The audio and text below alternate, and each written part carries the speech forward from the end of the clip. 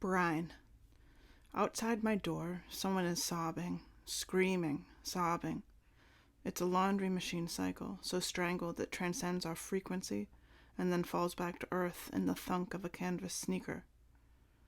I sleep beside my stripped mattress, yellow with piss, muscles stiff against the cold. There are beads on the table in the hall that I can never seem to reach because my feet can't hold me up anymore, and I can't string together a thought.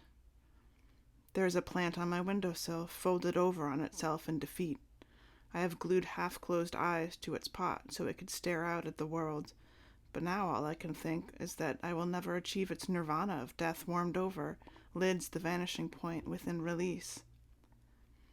I once read a story about a girl who befriended an old man.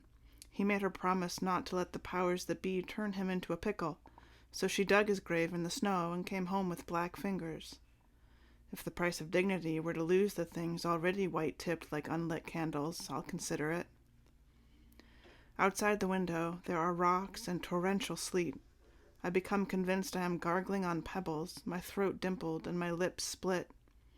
It would be so nice to be the one filling cups instead of the one emptying them, so I will spit. I will fill acrylic tumblers with bloody rocks and bitten down nails and the sleepless bites I've taken out of the moon.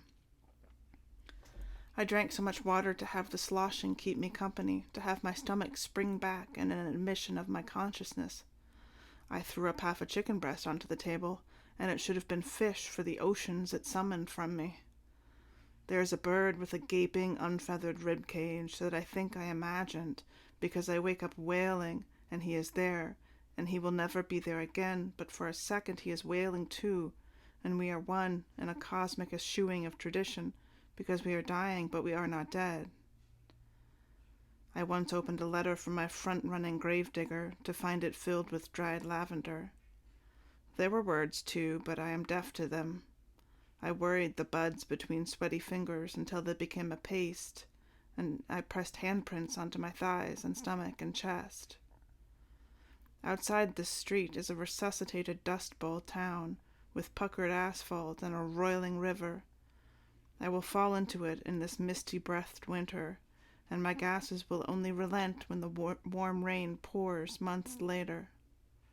Someone will lop off the top of my skull and take a pull of algae, and we'll sit together, awaiting some eclipsing technicolor yawn.